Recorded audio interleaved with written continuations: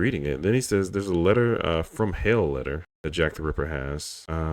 This one doesn't seem as long as the other one. This one says, from hell, Mr. Lusk, sore, S-O-R. I send you half the kidney I took from one woman and preserved it for you, t'other piece. I fried and ate. It was very nice. Maybe they're supposed to be together. Preserved it for you, together piece. I fried and ate it. Was very nice. I may send you the bloody knife that took it out if you only wait a while longer. Signed, catch me when you can, Mr. Lusk. Maybe Lusk was a detective on the case, but the way he wrote this, I don't think he a doctor, just being honest. I could barely read this thing and a lot of misspelled words on here. So Jack the Ripper was absolutely insane, but he only attacks women. All these serial killers, that's their main thing. Maybe they they never had a love from a woman, or they got abused from a woman, because we don't know. We don't know who Jack the Ripper is. It is. Dang, I'm over here. Oh, this one says later on October 17th, a left leg cut above the knee was found buried near a construction site by reporter Jasper Waring. With help from a laborer, had used a Spitzenberg dog with the permission of the police to locate the remains.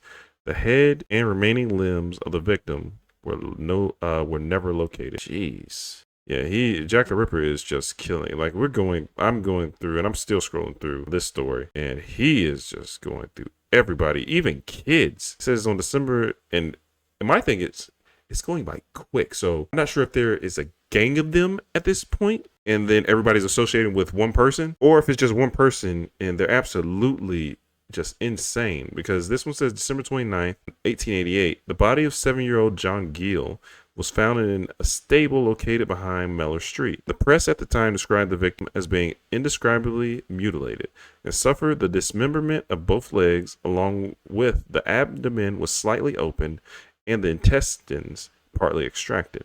I would have to move. I couldn't.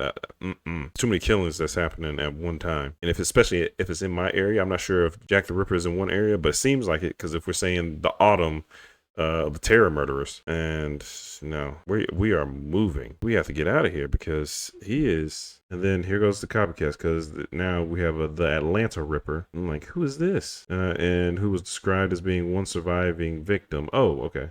Wait, was he a victim? A large black man who was powerfully built and neatly dressed would mutilate his victims in a similar manner to London's Jack the Ripper. Although some, I'm pretty sure it's supposed to be positioned that the same killer was responsible for both series of murders, there is little evidence that the Atlanta Ripper and Jack the Ripper were one and the same. Oh, so they think the Atlanta Ripper and Jack the Ripper were one and the same? That's interesting. I would seriously doubt there'd be a black guy getting away with a whole bunch of murders. I think my mini conspiracy, without really doing a true deep dive, because I'm scrolling through, reading, scrolling, that the Ripper is more than just one person. I think the Ripper is a multitude of people, and they just carry out different crimes, and they talk about it.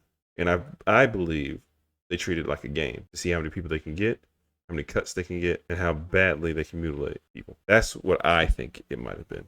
Especially, it seems like they never caught him, and then they said because there was a killer dubbed Jack the Stripper who preyed on prostitutes. It seems like that's what I'm saying. It seems like they're going after different types. There's no one mode of operation, to be honest with you. I think there's more than one. This one says Jack the Ripper has become something of a boogeyman, a shadowy killer who has remained mysterious and attained an almost otherworldly notoriety. He is often depicted as a well-to-do gentleman in a top hat and finer clothing, who preys on the lower-class women of the night, satisfying some perverse sexual frustration by mutilating and leaving their corpses to be discovered. But the crazy part is, and I know I'm just scrolling through, did he sexually abuse any of these victims? Because usually that is what happens in these cases. So for this not to have happened is like just different in itself. But the problem is they don't know who did it, who the Ripper is, but they just know these killings, people are getting slashed up. That'd be scary, especially, and then you don't have the technology either because he could just go to another side of, let's just say, the country and do the same thing, come back later when people think they're good to go. But it seems like Jack and his crew, because to me, there's more than one. Jack and his crew were going out and just terrorizing people. One night's your night, one night's your night. Both of y'all will go out one night. Yeah, I think they were just terrorizing people, whoever this crew was, because I don't think it was just one person. Yeah, just like how we just read about, what was his name? Henry Lee Lucas? Yeah, I think this one's probably pretty similar. Yeah.